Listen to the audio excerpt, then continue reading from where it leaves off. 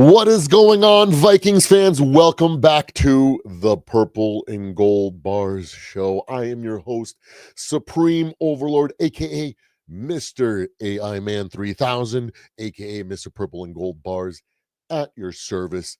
So today is the first day we are launching. We're going to be pushing, and we're on the road to 500 subscribers. So I really want to thank everybody who has subscribed and liked and left comments. I appreciate everything that you guys have done.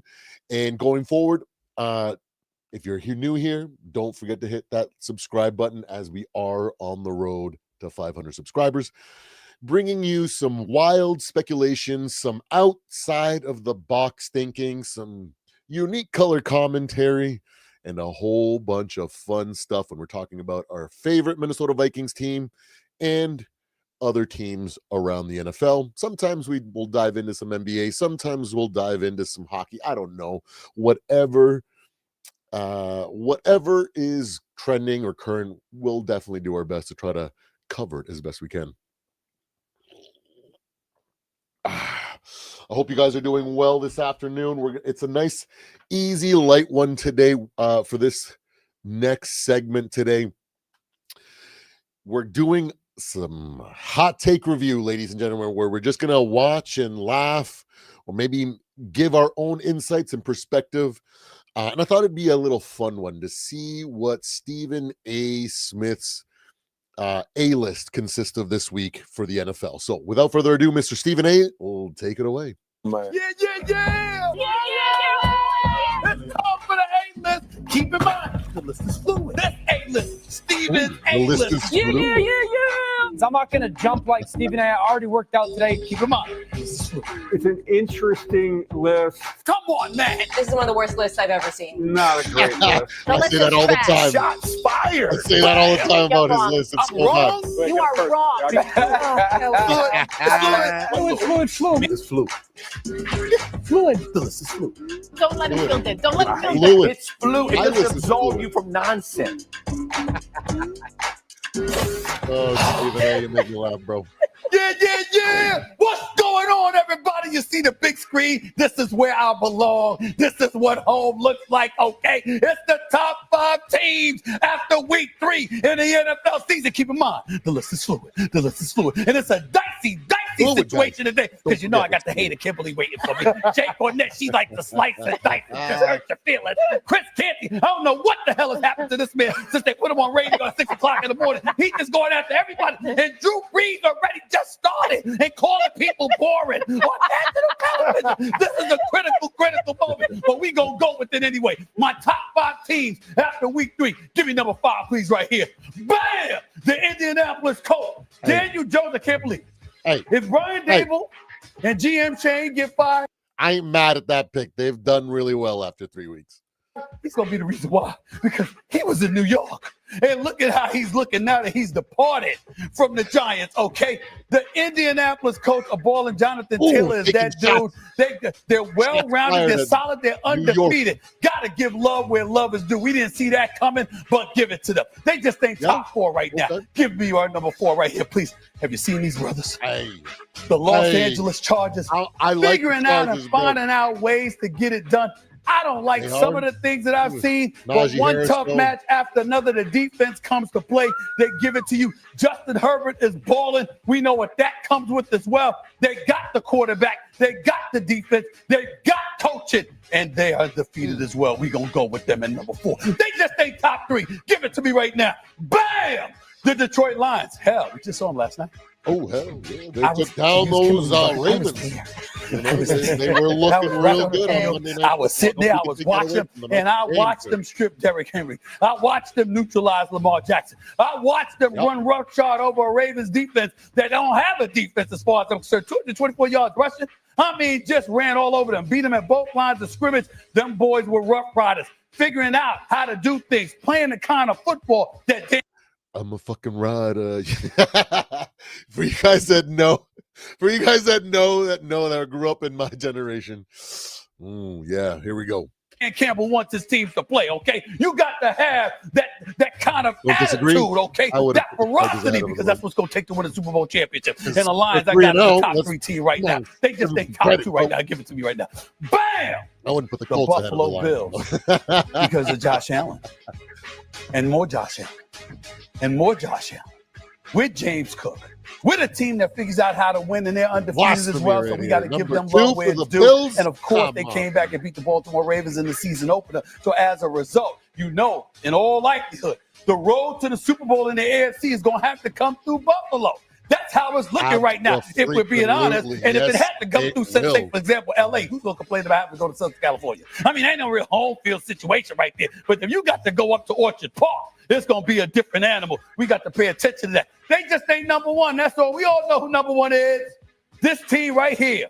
A team that Drew Brees called the most boring offense in football. What's up with Oh, that? my That's a God. later discussion for You know another what? day. All we know is this: they're undefeated. They got Jalen Hurts man, balling out. They oh, got A.J. Brown. They got Devontae Smith. They got Goddard. They got the boys, Jalen Carter. And now you see Jordan Davis and the rest of the crew. The Philadelphia Eagles are coming to defend a crown they ain't trying to give up, all right? This is my top 5 teams. It's the Eagles, it's the Bills, it's the Lions, it's the Chargers, it's the Indianapolis Colts. My top 5 teams in the National Football League following week 3. The rest of us are going Hey, not bad. Not bad, Mr. Stephen A. I will give credit where credit is due. Man, that guy knows how to talk passionately, bro. The energy, the freaking electricity coming off him, you gotta love it. A good presenter, a good host is always well appreciated, at least in my books, right? But boy, do I have a problem with this list. Oh, where do I start? Okay, bro, how does a team that has -4 passing yards in the first half and almost get embarrassed by the Rams warrant number 1 spot? Where, in comparison, the Bills have dismantled the Ravens after you guys praised the Lions for doing such a great job against them and Derrick Henry forcing that. You know, you basically can say the same thing. You guys, they forced a fumble and turned the game and blah, blah, blah, blah, blah, just like the Lions. But somehow all those points seem to be absent when you talk about the Buffalo Bills and the Eagles, right? Interesting how that works.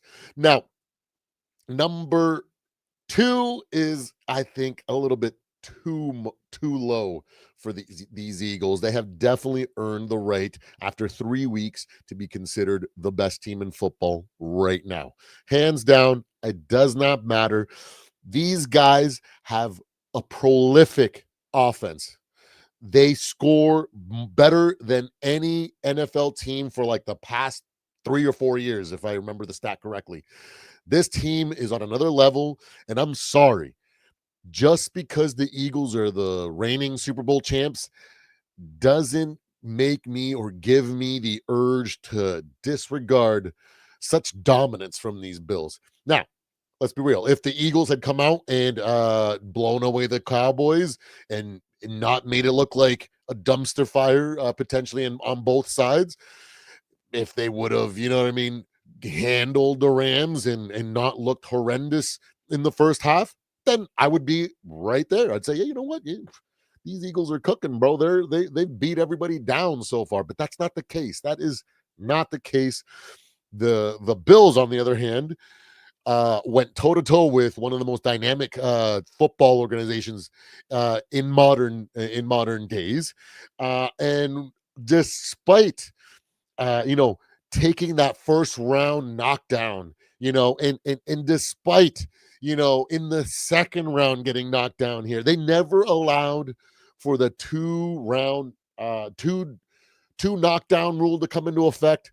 They never gave up. They always fought back, and they overcame massive adversity. If we were to see that in a fight, a guy get knocked down multiple times in the early part of the game, and over the duration of a boxing match, for example, they were able to find a groove and then start dismantling the opponent, we would call that legendary, right?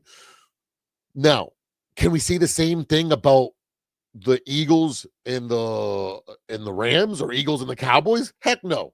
Ooh, wow, you rallied and beat a dumpster fire Cowboys. How about you don't let yourself get into a shootout with Dak Prescott and them boys, right? Like, takes it down a notch when you start comparing these things. And then how do you go -4 yards of passing Mr. Jalen Hurts and getting mollywhopped 23-7 or whatever the hell it was? You guys did what you guys are supposed to do as a Super Bowl caliber team. You guys are supposed to fight through adversity and come back and win those things. So against a team that arguably most people keep between that, 8 to 12 range on average, and that's usually where they end based on their performance on a whole year scale, doesn't seem that impactful in comparison to what Josh Allen and the Bills have done. So, Mr. Stephen A., I respectfully disagree. The Bills are definitely the number one team. Now, the Eagles, I feel like they could be fifth on this team, or maybe fourth. We could leave the Colts there. And after that, the Chargers need to be in the. If I was using these 5 teams, it would go Bills, Chargers, Lions, Eagles, and Colts. Straight up. That's the way it is. And I think that would be pretty damn close to the power rankings that I had last night. So, it correlates to what I'm talking about. So, Mr. Stephen A., where I respectfully disagree. These Eagles are not the best team after 3 weeks. I don't care if your recency bias is gotten the better of you here. Let's be real. Let's take a step back and look at the big picture. These Bills are a step ahead of everybody right now, including the Eagles, even if it is just a half step. They're ahead. That's why they're the best team in the league. Ooh-wee. All right, so now let's get back here. Let's go to, I want to head over to Vikings Cowherd, because I think he had a couple segments this week. Oh, what was that? Was no. Oh, this one looks like a pretty good one to react to. I didn't see this one. I thought I had seen a video or a thumbnail talking about. Oh, this is what it's because it was Julian's. Maybe we'll watch Julian's video because I love Julian. He has insights like where I just have watched football a long time and I've developed a good eye for football. I don't understand why my eye picks up things. Whereas Julian actually has more of the football IQ to kind of back up what his eye is telling him. So that's why I kind of go with, outside of the box explanations or observations, because I just don't have that level of football IQ that my boy Julian does here. So if you guys haven't checked out his channel, you guys should check him out. Vikings fans, go check him out. He is making quality arguments and reaction videos about our Minnesota Vikings. So Julian W. Lucas Sports, go check him out. But before that, don't forget to hit that like and subscribe. We are on the road to 500 subscribers. We'll be doing this is just one of the fun segments that we do. I like to do hot take review, just kind of have a moment where we're just kind of like having fun, where we're laughing at some takes or some clips that have been popular this week, and really just not trying to be so intense with all the lives that we have when it comes to trying to dissect our team. I also want to make people smile and laugh as well, and kind of follow that trend or that philosophy, right? So, but we got to come up here. This is a 4-minute video, so we're going to let Colin explain himself here, and let's see what he says.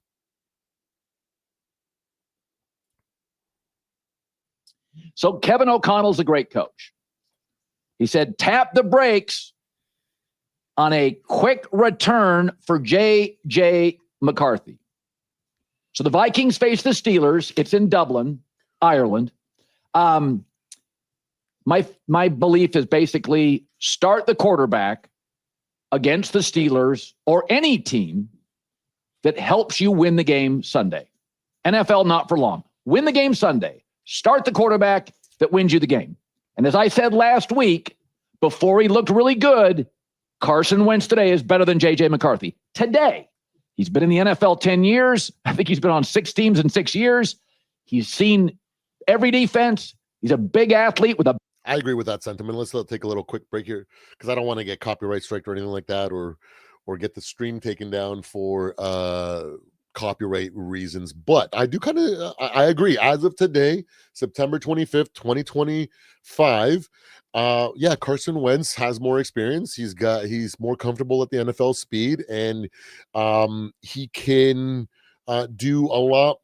His floor is higher than JJ McCarthy's, and rightfully so. JJ's a rook. He hasn't played in outside of those 2 games. He didn't play for over 600 days, right? So, of course, I agree with that sentiment. Big arm, doesn't move like he used to, but he's a good player. And the Vikings are built to win today. Brian Flores, to me, is the best defensive coordinator in football. And he has transformed that defense, and he could get a head coaching job next year or the one after. Yeah. And Carson Wentz absolutely wasn't that long ago in Indianapolis. 27 touchdowns, 7 picks, and Chris Ballard loved him. And the owner, the late, great Jim Irsay, said, get him out of here. He lost to the Jags in the final week. But they had Jonathan Taylor, who was a Pro Bowler. Michael Pittman had 1,000 yards. And they had a pretty good offensive line. In 2017, and I know that's a while ago, but it's not that long ago, he had 33 touchdowns and 7 picks before he got hurt. And again, they had a very good roster. So like it is for most NFL quarterbacks with Carson Wentz, he's as good as his support staff. He's not Josh Allen. He's not Lamar. He's not Mahomes. He's not Burrow. But not yet. We don't know yet. Okay?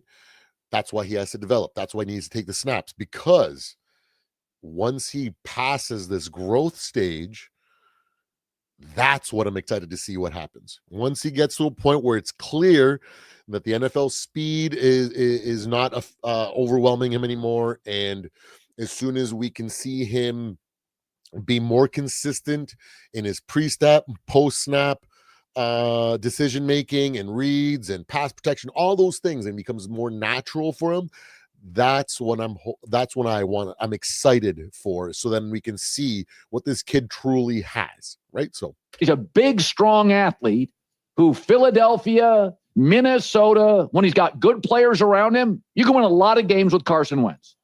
And J.J. McCarthy at this point, and I think I'm being fair, doesn't really know yet. Now, what does that mean by a lot of games?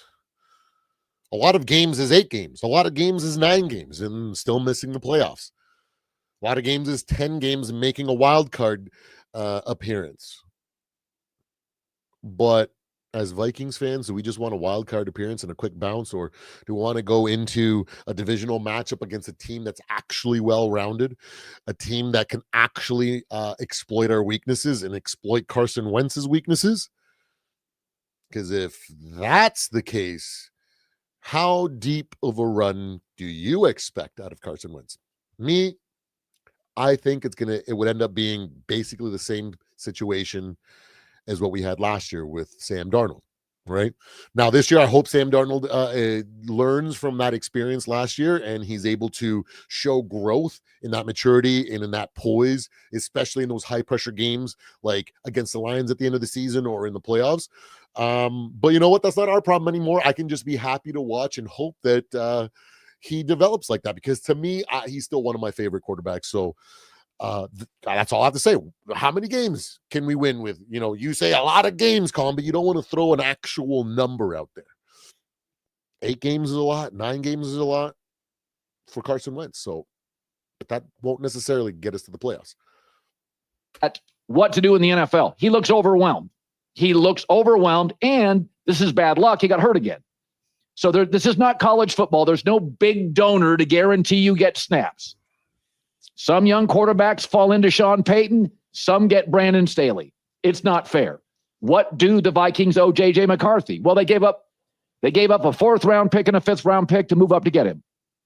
I mean, San Francisco with Trey Lance gave up 3 first-rounders and went, oops, we're going to go with Brock Purdy. I mean, the best business advice I've ever been given in my life, by far. When I started my company, The Volume, I emailed like Mark Cuban and Peter Chernin really. That's an interesting point that Colin makes there. What do the Minnesota Vikings owe JJ McCarthy? Right? They only, he just made that point for you, right? And he makes it seem like they don't really owe him anything. They haven't really invested a lot. But is that really true? Outside of what, like the pick swaps and all that stuff, the things that he mentioned just here right now. But what about all the things that they invested in and the 3 years prior to the position where they were able to move up to pick up JJ?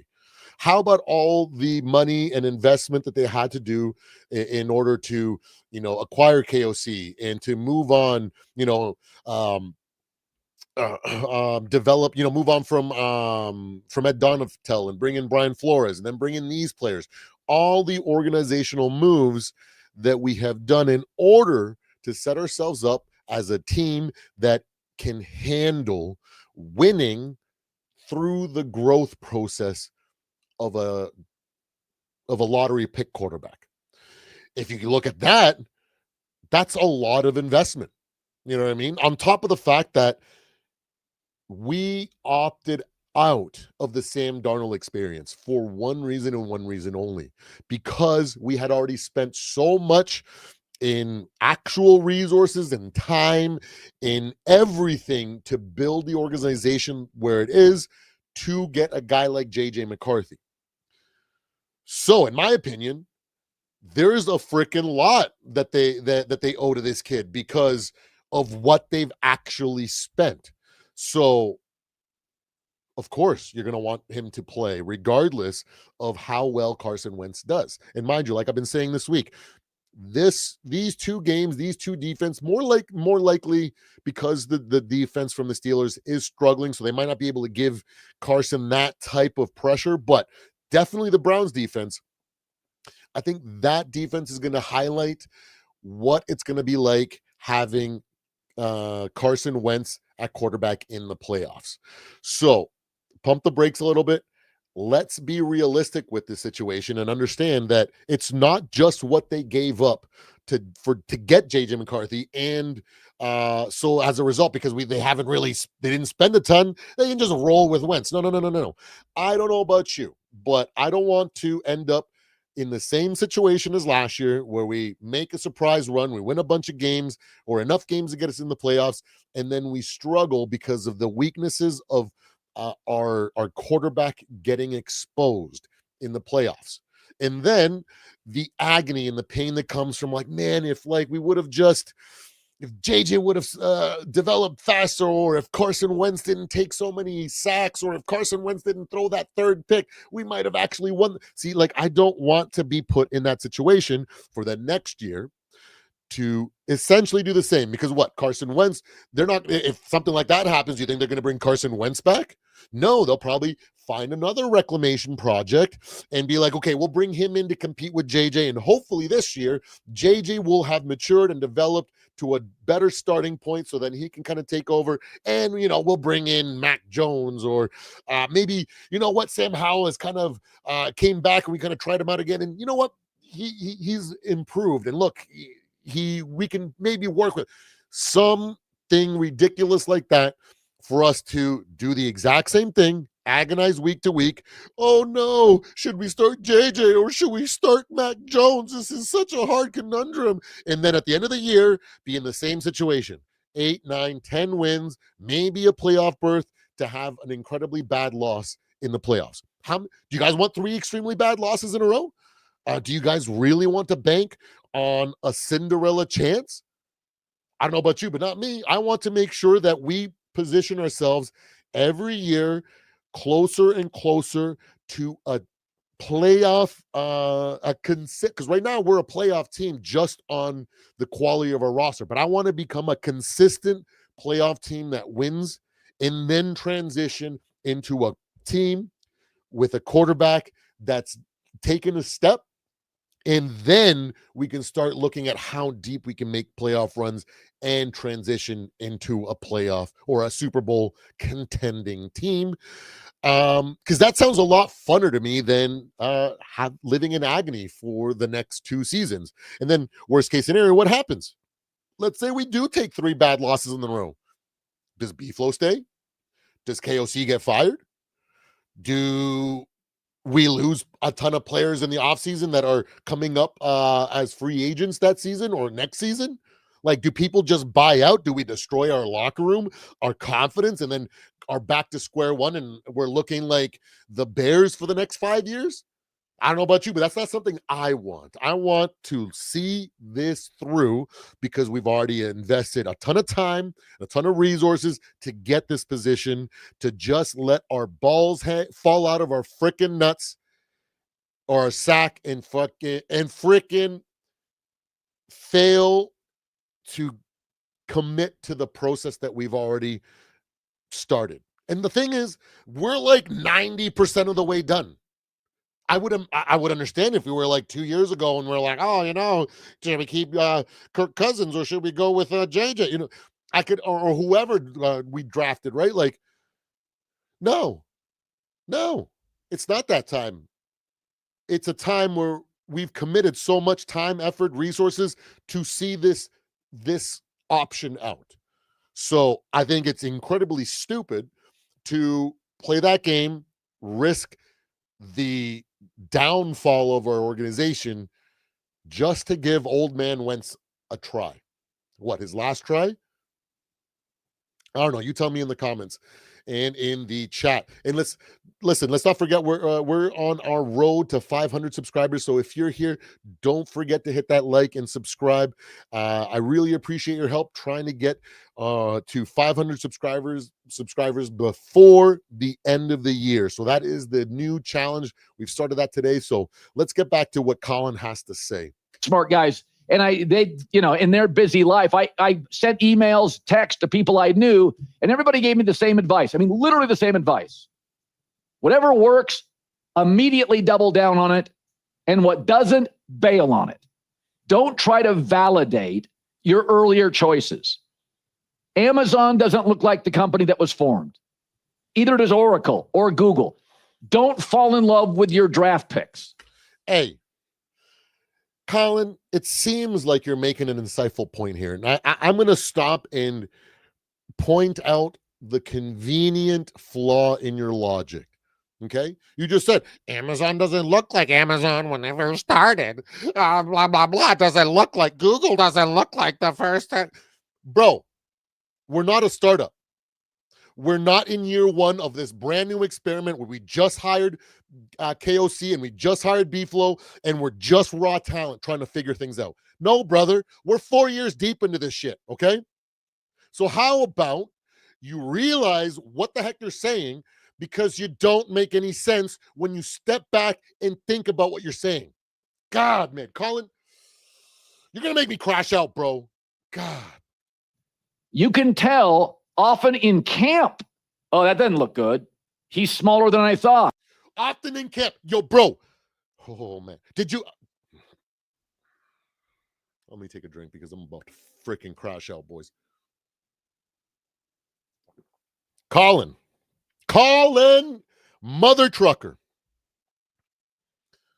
Every indication from all the highlights and clips and scouting reports and even friends of mine that were going to the freaking practices witnessed great things from JJ McCarthy. He didn't look overwhelmed. He looked like he was poised and ready to take over. So don't give me that BS because you didn't watch the freaking preseason. Oh, man, I'm about to freaking snap. Don't give me that BS, Colin, because you didn't take the time to go back and watch what JJ McCarthy did in OTAs and all the joint practices and everything. Bro, man. Oh. He doesn't have a lot of toughness. Man, he's got a bad temper. Stuff is unveiled in camp for starts. And again, some guys fall into Sean Payton. Some fall into defensive coaches who don't have a feel for offense. So it's nothing against JJ McCarthy. He may develop into something great.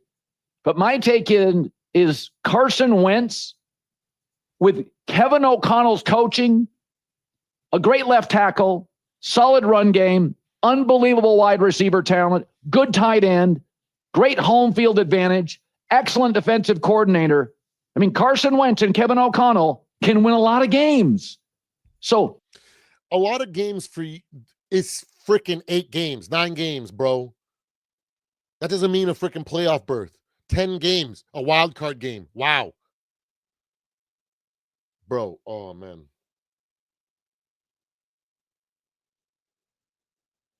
You know what gets me so fired up about this clip right now? Is the fact that Colin has a whole team of people to research this stuff. To say, here, this is what I plan on saying. Double fact check this, double check. Let's see if things align. The fact that you didn't even mention, the fact that you mentioned, oh, what about in training camp? You'll easily can be able to tell if they're ready or not, bro. If one of your freaking staff members or your researchers were smart enough to go, hey, Colin, JJ looked pretty damn good in OTA, so you're kind of making yourself look like a moron here. You could have saved yourself from your classic mistake of just regurgitating stupid stuff that you think sounds smart. Let's be real. That's what you do. You're not trying to be elegant. You're not trying to be like freaking Nick Wright that's trying to become the next Skip Bayless. You're just trying to just sound smart when you clearly are not, bro. Come on. let's let it play out. Here's Greg Olson yesterday on what to do with Wentz and Kevin O'Connell. I'm not sure there is a coach in the league, a head coach for sure, or an offensive coordinator, who gets the most out of their quarterback within their system and blends the idea of play caller, quarterback whisperer, confidant, mentor. He has such a unique quality where, yes, he has the X's and O's. Yes, he has the schematic advantage, but it's all the other stuff. Yeah, Okay. So what you're saying is really what you're actually saying, Greg Olson, is, the scheme is so good, all this, and you can get the most out of it. You can steal a bunch of games and make it to the playoffs. So what you're saying is you want us to bank on a flawed team because the scheme and the coach are so good. What happens when we face an arguably better team with talented players that can actually give him a run for his money? Well, you don't want to brainstorm that. You just want to jump on the bandwagon and be like, it's Carson Wentz's job to lose because I like Greg Olson. Let's be real. He's a phenomenal player, but I'm not a fan of that take. I actually, J-Mac and I agree on this. Minnesota is the play. As you knock down a Guinness, if you're over in Dublin, Minnesota is the play this weekend. One of the better plays on the board, in my opinion. Bro, man. Oh my goodness. I'm gonna freaking crash out.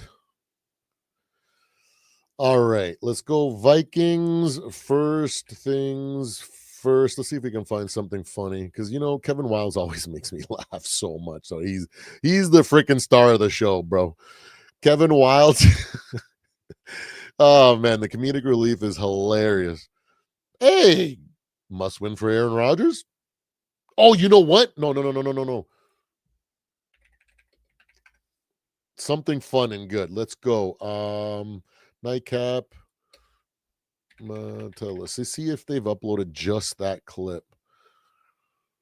No, it doesn't look like it. Hold on, let me find it real quick.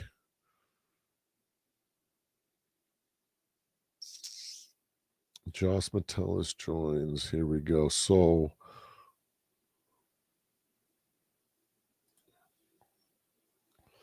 what? I can't wait to add this to my pamphlet. God damn, that was the good. So, boy, it's not an easy road that the Giants have to go. And I don't know if you were with us Sunday. We went over the schedule. So Sunday they play the the Chargers. And then they're on the road October 5th at New Orleans. Go home to the Packers. Vikings right now. All right, we'll tell you something real quick. New England. Bye. Hey, Josh, Yo. Well, hey, let me tell you something real quick before we start the show, right? I know before we get serious, I just want to let you know, boy, I would have ran you over, boy. Nah, you got me, bro. I'm serious. No, I'm serious. Yo, I freaking All right, love let's welcome Ocho, to the guys. show, I Vikings safety absolutely love Josh Ocho. Metellus. You want to see how much I love Ocho? Vikings right now, you're third in takeaways, third in passing defense, fourth in pass differential, sixth in total defense. What was it like out there? Because it happened in a flurry. You get a pick six, you get a strip, a scoop and score, and you guys were just taking the ball away, and then the offense would go. You guys want to see how much I love Ocho and his personality? This is one of the first jerseys I bought. Ocho Cinco Patriots jersey. Bro, I remember thinking, this was at a time when I was just kind of like new into football, but I was like, whoa, Ocho Cinco is going to get on a good team and he's going to have Bill Belichick freaking coach him. Ooh, this is going to be dangerous. Like, I'm thinking Bill Belichick's going to do the same thing that he did with Randy Moss. He's just going to be able to use him in the only way that that Bill Belichick can, and he's gonna make such an impact. It's gonna be a hell of a season. We all know how that happened or what happened there. I still love Ocho though, because you know what they say. There's only three things that are certain in life: death, taxes, and 85 always gonna be open. I live my life by that. Right out there and put 7 on the board. It seems like, damn, I don't know if you've ever been a part of something as a part of a defense is concerned, that where you took the ball away and it looked so easy, so effortless doing it. Nah, I've never been a part of nothing like that. Like that was crazy. You talk about complimentary football, like that was all of that, and within like two seasons, yes, it was crazy. Like it was back-to-back plays. And it almost felt like practice, like watching it, like, you know how in practice. Whoa. Don't talk about my team like that, man. Come on. I'm about to just explain. Let me explain it. You know how in practice, when, you know, coach is telling you to do something, you know, you doing the individuals, you know, you practicing and walkthrough, and then now it's practice and you doing the same, you know what's coming, you know, you're able to do things you ain't able to do if you don't know what's coming. Right. And he, you know, we were making plays, especially Isaiah Rodgers, obviously, the man of the hour. He was making plays that it was just like, dang, like you don't see plays like that unless it's practice. Like I'm surprised like he getting this off on a NFL Sunday. But man, that's the kind of defense we play, man. You never know who it's gonna be, but you know, the way we play defense and the way we cause havoc, you know, anybody bound to have a day like that on this defense. What? Ooh, y'all hear that? Y'all hear that? Y'all hear that? Steelers are on notice. Ladies and gentlemen, Steelers are on notice. It may not be Isaiah Rodgers this time. It might be someone else. It might be someone else. Have a nice little breakout game. Just saying. Hey, listen. Go ahead, Ocho. No, I was going to say, listen, I watched that game. I was hurt.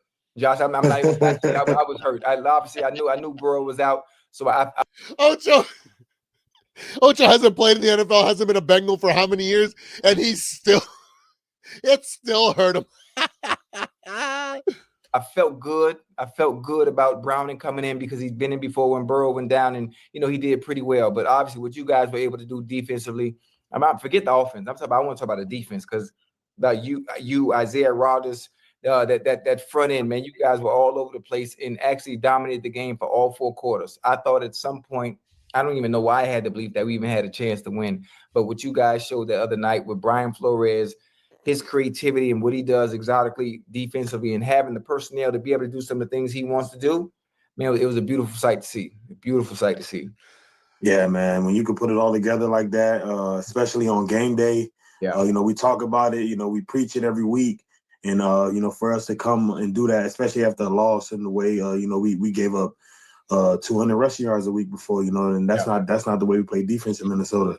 So, you know, for us to come back a week of practice, going hard, head down, grinding, and for us to come out Sunday and, you know, put that out there for everybody to watch, and that's on tape now, you know, for the rest of the season, it was special. Yeah. We mentioned, I think you guys had 5 turnovers at the half. Isaiah Rodgers, he get a a long pick six, and then he gets a punch out, scoop and score, and then he gets and it's like and another punch out, and it seems like this is just happening back to back to back, and you're about looking like, damn boy, what did y'all have to eat for breakfast? We definitely had our Wheaties that morning. I walked up to him after one of his plays. I think it was after the forced fumble, and he picked that up and scored. And I grabbed his hands. I said, "Whatever you got, let me get some of that." And hey, lo and behold, the Lord blessed me with a pick. I said, "Okay, he really has something. I don't know what he had and what his routine was last week, but I've been close to his hip this week. I'm gonna do the same. I'm gonna do the same thing." You guys go to Dublin. You play the Steelers in Ireland. You excited about? I mean, you know anything about Ireland other than it's in the UK? I mean, but have you ever been to Ireland? Are you excited about playing in Ireland? No, we've done the London thing a couple times, but I've never been to Ireland. Don't know too much about the culture. Obviously, I know a little bit, but for me, it's gonna be a first. Something that I did want to experience sometime in my life, just traveling and exploring the world. But yeah, it's gonna be a unique experience. Yeah, I'm packing up. Just finished doing a little bit of that, man. We head out tomorrow. It's crazy, man. So you got to get used to that time difference, and we actually playing two games overseas back to back. So y'all staying over there, right? Yeah, we staying over there. We head to London on Monday, so it's gonna be crazy. It's gonna be crazy. It's gonna be dope. I mean, obviously, I've been to Ireland many times to watch soccer matches, so I'm not sure how much free time you guys do have. Obviously, you're going that far, but when you go somewhere that far, you obviously want to get out and at least venture out, some experience the culture. I'm not sure how much leeway and leash coach giving you guys. We'll get a little bit. We'll get a little bit. Okay. You gonna like it. You're gonna like it. I can't say it right now on the show on some of the things that you can enjoy and do, but I'm gonna text you. I'm gonna text you. Bet. Well, I mean, since you're going to Ireland, you can't have a pint, so you can't do that. So that's all. I don't know how much you're gonna get an opportunity to do in Ireland, but you probably get something to do in London because you guys get, you leave on Monday. Tuesday is your off day, so that probably be the day that you get an opportunity to go see Big Ben or really. You get an opportunity. Get around the city. Yeah, to take in some of that. For sure. JJ goes down. Obviously, he had a great game one. He didn't play well the first half, but then he comes out, plays like gangbusters in the second half against Chicago, and you guys win that ball game. The second game didn't go quite so well. He gets nicked. In comes Carson Wentz. How gratifying is it to have a veteran that has won a lot of games in this league, played for a number of years, and you know what? We've got to play at our level. Let's make it easy on him. If we can get an opportunity to get our hands on some balls, let's take the football away. Let's get a couple of scoop and score. Let's get a pick six. Let's do something to make it easy for our team. But you got a veteran guy. What was it like watching what he was able to do with the opportunities that you guys presented him? Yeah, man, it was nice, man. As a defense, when you can you can help out the offense, and you can play complementary football, and you get a vet in there that understands time of possession and just understands how to work the NFL game and the ebbs and flows of football game.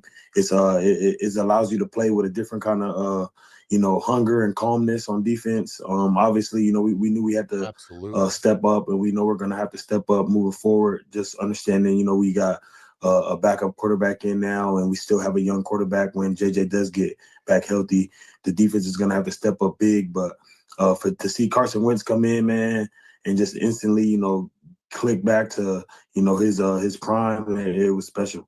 You get Jordan Addison back this week. So now, people are going to have to pay. All of a sudden, you can't double and triple Jetta. Now you got to pay attention because Addison, a burner, can make plays, catch after, running catch, get deep. What's it going to be like to get this addition back to your offense?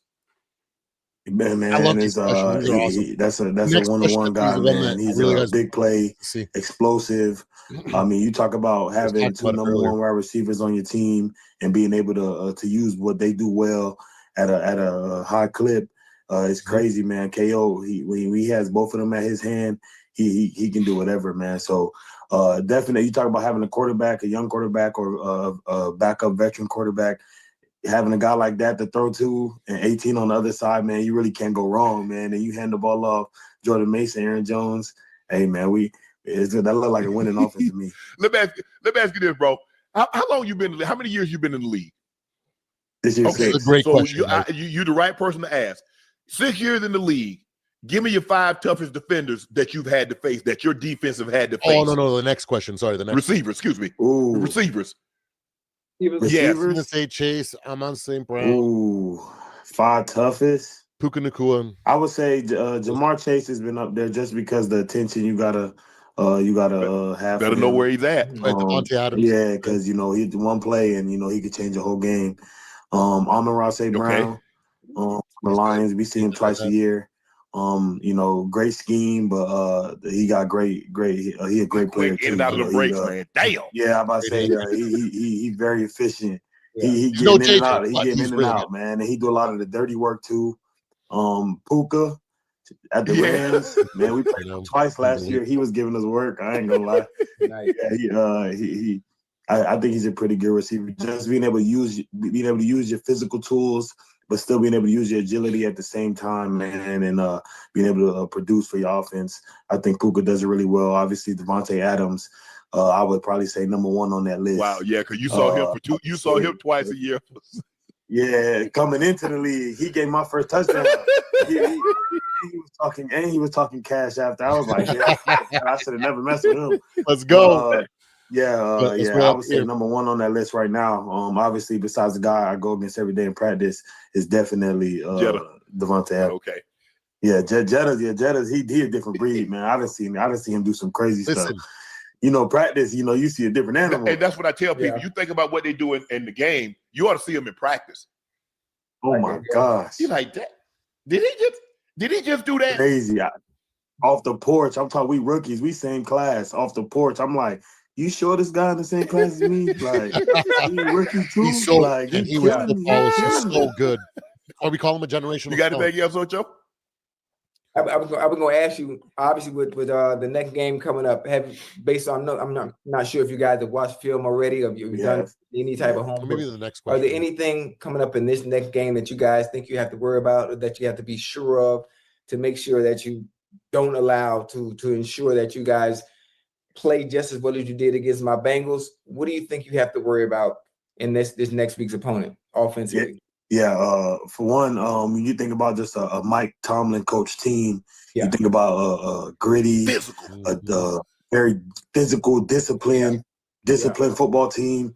So, and then you add that with Aaron Rodgers, 21-year vet, who's elite, his passing ability and his football IQ. Thank goodness they've been coming out rusty. It's going to be hard for us to find a way for them to make mistakes. So, on our end, we can't make mistakes. So that's going to be a big key to the game is executing. And you know what they say? Sometimes it's better to when you match up against someone rather than how good they are. And we might be able to catch them at a time where they're where we can beat them with where we're at right now. Not giving them easy stuff, not missing assignments, missing blitzes, and messing up coverages, making sure everybody in their spots and executing the game plan, because those two very experienced people you're going against, and you can't afford to give them anything to keep them in the game, because once that fourth quarter hit, that's when their superpowers start to show. But they're very physical. Yeah, team. 11 p.m. If we take it to them, man, from the get-go, I think we'll be in the right spot. What is the biggest difference between Coach Flores and your previous defensive coordinator? This is the question that I really want you guys to see. This is what made me go, wow.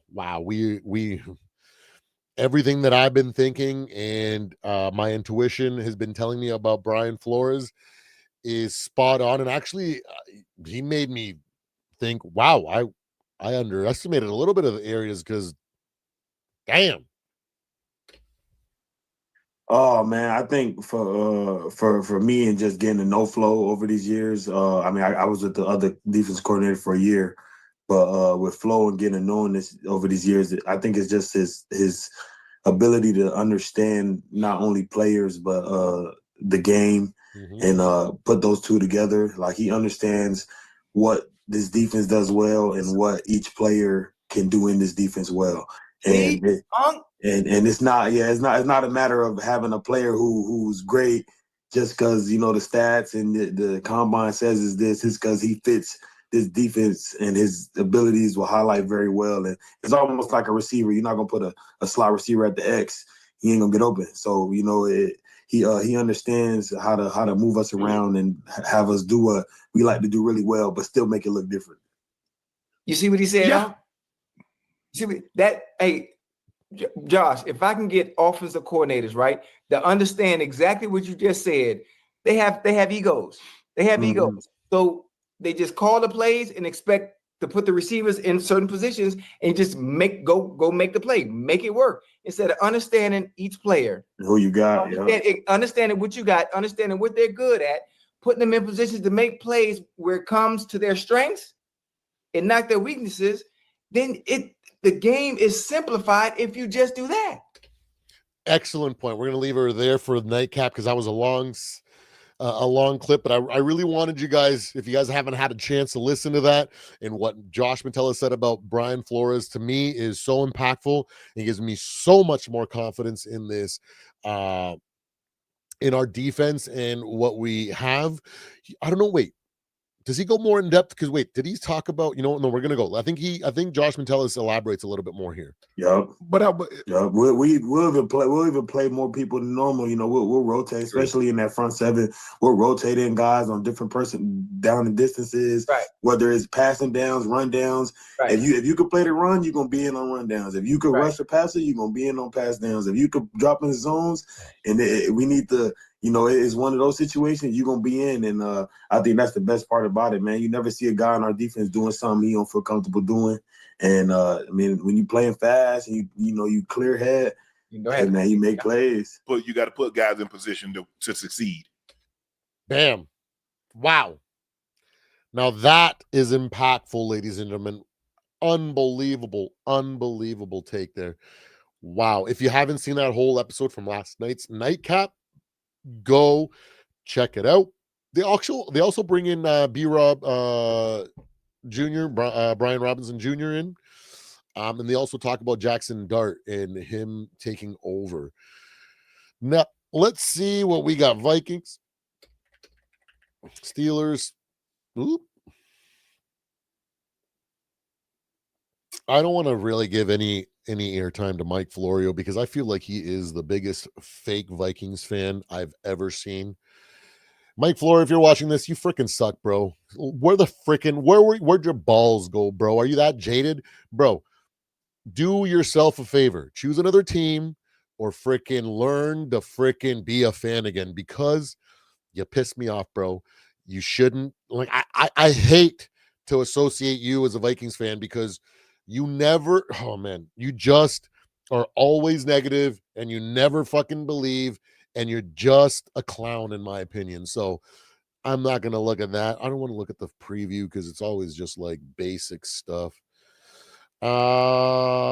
Hey, good morning football, talking about Aaron Rodgers ready for Florence defense and then Vikings versus Steelers prediction. That's a nice little 11-minute video. Let's finish off with that. I don't want to get really dry into Pro Football Focus. They kind of go into the weeds sometimes, so I don't know. I like Check the Mic. Sometimes those guys are pretty intuitive, right?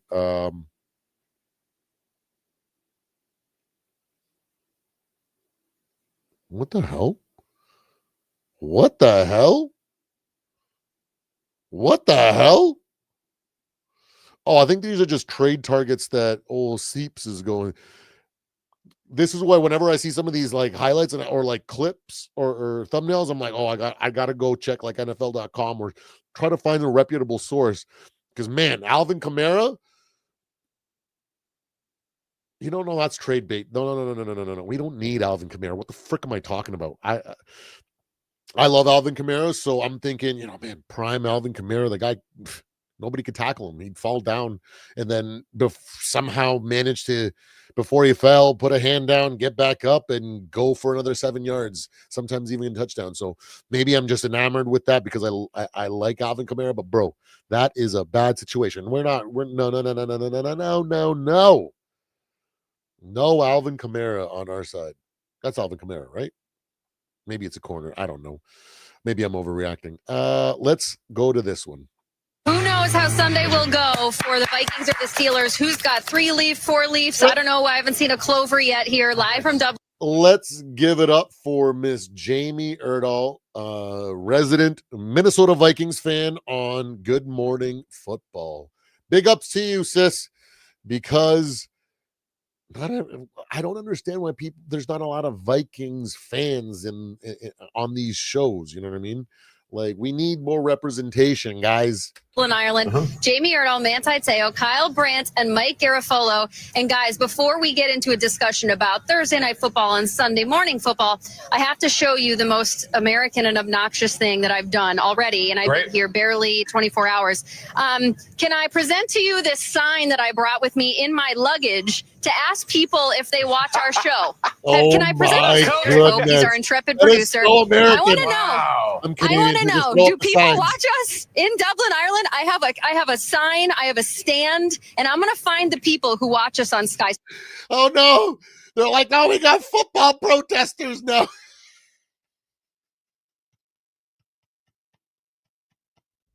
Oh, that is too funny. Sports, who watch us on DAZN, who watch us on probably an illegal stream that's on TikTok, who knows? But this is what I have brought with me. This is the size luggage that I carried. So this is how I'm making friends in Dublin. It's not obvious at all. It's not subtle. It's everything perfect that we bring to the NFL and to Dublin, and I'm very excited for the day. That's pretty funny. Yeah, so I did. Any problems at TSA, Jamie? That's a large item to get through. Are they all just looking at you like Cillian Murphy, just like completely unimpressed? Stunned, unimpressed, but also asking who is this person and where is Kyle Brandt is also the other question I've been getting. Now, we have the answer to those things. Kyle, Manti, Mike G sit in New York for now. It's true. But we also are going to be joined here in Dublin by Judy Batista, a friend of the show who's always on. Judy. Hi, Judy. She knows. She watches Good Morning Football. This Judy Batista does. And she's been sent over here because it doesn't feel like anybody else belongs with us, Judy, on this coverage than you because of your senior national insider reporter columnist status. The point is, you know the ins and outs of this league perfectly. Why Ireland? Why this year? Why these teams? Well, I it's all too familiar. I love the history and all that stuff, and don't get me wrong, not what we're here for. We entertained it a little bit here, but yeah, let's move forward. Let's see what A-Rod's familiar with when it comes to Ireland. Take a listen. Aaron, I know this is a business trip, but what are you looking forward to about going over to Ireland? Guinness. Guinness on tap is my favorite beer in the world. Aaron, I don't really drink beer. Classic Aaron Rodgers response, man. What a troll. I love it. I like this little art of trolling. I think it's hilarious. It's always just yanking chains or yanking people's legs for fun. Well, unless you're like really trolling for like and just being really mean. That's probably not good, but I definitely like to troll. It's like a team that drinks together, wins together. Yeah. Have you tried to incorporate that more? I'm not going to tell you that. Yeah, I mean, I can't make any more obvious parallel than if you're in Italy, drink the red wine. If you're in Ireland, you got to drink the Guinness. And I have been given clearance to drink some beer at the end of this show. If that's not a television tease, then I don't know what else to tell you. That's happening at the end of Good Morning Football today. Now, until then, Manti, I must ask you, ahead of this Sunday morning NFL special, first regular season game ever to be played in Ireland between two pretty good teams, what do you make of this matchup? What are you excited about? Here we go. Let's get to the meat and potato. What I'm excited about is to see this Pittsburgh Steelers defense. You know, Judy talked about the guys that were there. Wait a second. Has anybody checked to see if the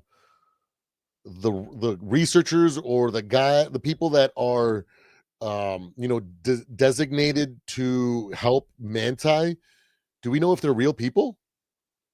We don't want to see another one of those catfishes situations. So let's pay attention to his analysis. Let's see if he's been messed around with again. The legendary guys. That's the guys that I grew up watching. Like the 08 defense, the 2010 defense. What's so strange for us guys is yesterday we had a discussion about how we're not used to seeing the Baltimore Ravens defense be bullied like that. We're not used to seeing a Steelers defense where you could run on it either. I remember watching a 2010 defense that had Brett Kiesel, you had Casey Hampton, Troy Polamalu, Ike Taylor, like all of these Boy, guys man, that played at a level of violence that Mike Tomlin said was purely responsible for what we know now as the player health and safety initiative. Like when you watched this steel curtain, when you watch these guys fly around and make a lot of plays like they've made back in the day, you're not used to having this narrative where, oh, you could run on these guys now. Now the Minnesota Vikings have Jordan Mason. And Jordan Mason is one of the top 5 running backs in average yards per game with a minimum of 5 starts. This is the list, guys. Saquon Barkley, Derrick Henry. Hey, real quick, because I've been harping on the ability. Hey, get down from there, buddy. Get down from there. Because I've been harping on small sample sizes and whatnot. Do you notice how he said minimum 5 starts, right? Because if they don't do that, you're going to end up with like random dudes that like never amounted to anything, right? So pay attention. Jonathan Taylor, Jahmyr Gibbs, and Jordan Mason. It's a great list. It's a great list. So what am I looking forward to, guys? Can this Pittsburgh Steelers go back to the dominant, physical, mean defense that we've been used to seeing them in the past? Or is it that time where people are having a little bit more confidence in running against them? It's just odd to me. It's like how it was yesterday. It was odd to talk about Baltimore in that sense. But Mike G, that's how I'm looking at this game. I'm looking at Aaron Rodgers against Brian Flores and his defense for the second straight year on European soil. I mean, back last October, while with the Jets, Rodgers threw 3 interceptions. You know how many times he's thrown 3 interceptions in a game in the last 14 years? You know, let's stop and give Manti and his research team pretty good credit. That's an interesting point that he made there. Yeah. Steelers have never been, like you said, not really known to be able to run against them, right? So pretty decent comment. You know, does that mean that they're going to be motivated to kind of erase that narrative that seems to be emerging as more games are being played? I hope not. I hope you're running all over them. So hopefully it's not this week they make those changes, and next week.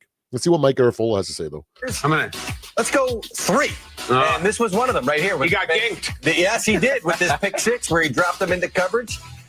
Didn't see him, threw the interception, came back the next series, threw another interception. This is this one here that sailed with Van Ginkel, or there was another linebacker in the throwing lane there. And then the one at the end of the game. Now, listen, as bad as this went, 3 interceptions, this was still a chance to take the lead here. So Rodgers hung in there, made enough plays late, and had a chance to lead the Jets to victory, but the defense in the end made the stop there. So this is going to be another good matchup here between a grizzled, see, not grizzled, grizzled veteran and a grizzled defensive coordinator. Mike. Hey, big ups to Mike Garafolo because, those were all – I've definitely talked about those points about the last time we faced them. Mind you, it is a completely different team. The Jets are a different organization, and they were quite a bit of a dumpster fire. Whereas the jury is still out to see if they've quelled that dumpster fire, and maybe it's out.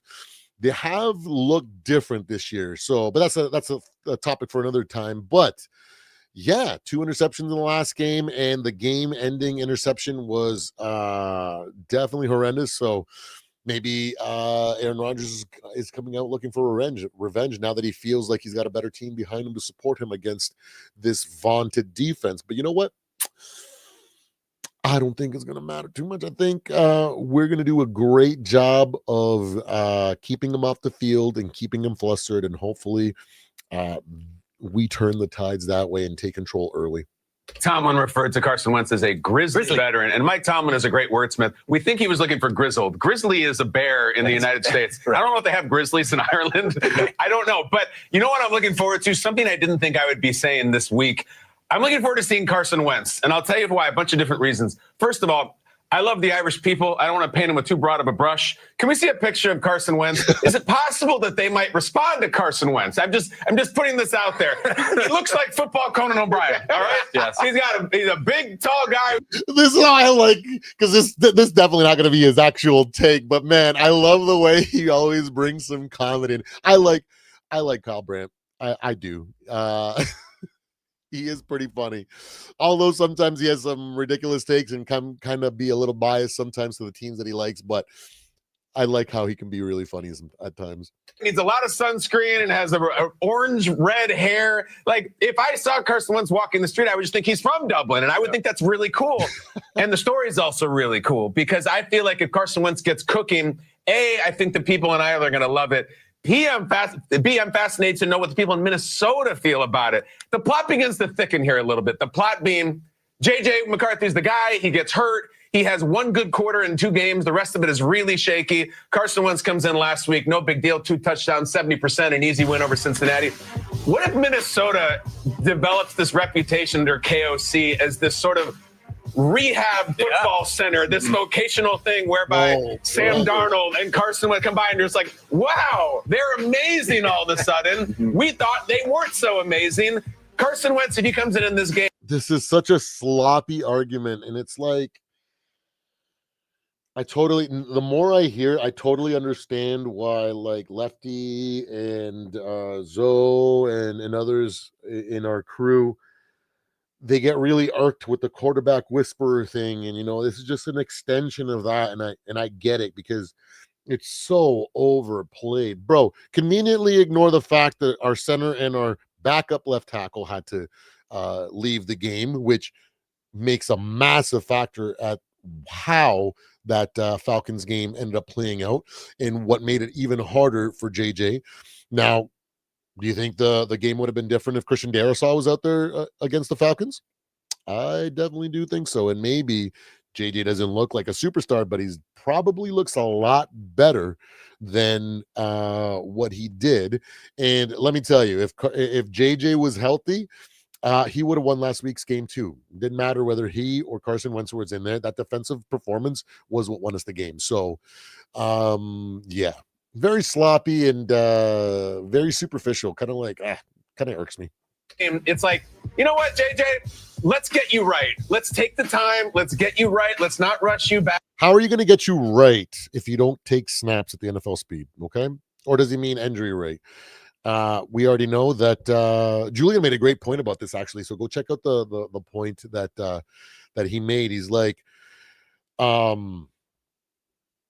KOC when he said that he's gonna make sure that he's ready before he comes back. He made an astute point that, like, JJ is not at the level to where you can just, he's been cleared to play on Saturday and we can throw him in on Sunday. He's a rookie. He needs a full week of practice, a full week of preparation and game planning, and practicing these situational moments so that he can excel.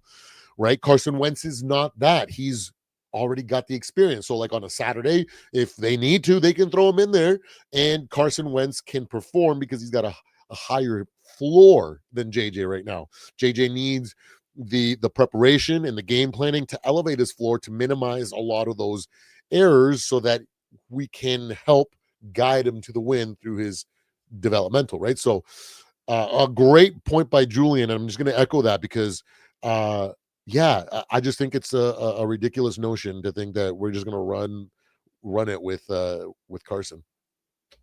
I think he has a huge opportunity. We said it. 6th team in 6 years. No one wants him. Everybody passes on him. The Carson Wentz story will be incredibly cool. Not only people in Minnesota, for people here, but also I like the symmetry with Ireland, and he looks like he fits right in there. So I hope he throws 4 touchdowns in this game. The other half of this is that Aaron Rodgers was one of the guys that wanted to play for the Vikings and was interested with Minnesota. But they said, you know what, J.J. McCarthy, we want to make sure we get him going. They wanted a clear runway. They didn't want a veteran kind of hovering over his shoulders a little bit, which is why you've got Wentz, who wasn't there until, late in the summer when he finally arrived there in Minnesota. So that's another subplot here with this one because the reason these quarterbacks are doing well is Kevin O'Connell's a great. It's not a subplot. It's a no plot. We brought on the right Rodgers on the team. We don't need old man Rodgers. Let's be real. Coach, Josh McCown is a quarterback's coach. The target you're throwing to, the system, the fact you're playing indoors. This is a great storyline to follow here with Carson. I know the Steelers are an international brand, but in terms of Ireland, you got this big, tall, redheaded quarterback. You have a coach named O'Connell. Like it's all kind of there if they get going early. Yeah, but let's find out about some things around the league. Ian Rappaport, coming from parts unknown here in the state of New York. Ian, are we going to talk about the Commanders quarterback? Who are we going to talk about? Because I want some positive news coming from you. Get us off to a good start. Come on. We are going to talk about the Commanders quarterback. All right. So that's the end of that clip. But yeah, so you know what? Interesting takes, some funny moments. I hope you guys were able to enjoy those funny moments here. Don't forget to hit that like and subscribe. We are on the road to 500 subscribers. I like to do a bunch of Minnesota Vikings content, some reactions, some weekly picks, some power rankings, a lot of discussion, some fun stuff, hot take review like you witnessed today. So yeah. So don't forget to like and subscribe, and I hope to see you guys on the next live later on tonight, where I got a 1-year anniversary stream. We're just gonna hang out, just talk. Doesn't have to be football. It can be literally anything. It might even divulge to just a bunch of, funny cat videos or dog videos or stuff like that. Just trying to lighten the mood and just have fun, because at the end of the day, I want people to be able to disconnect and from their daily stresses, and I don't want to add to it. So that's why we try to bring as much fun as we can on this channel.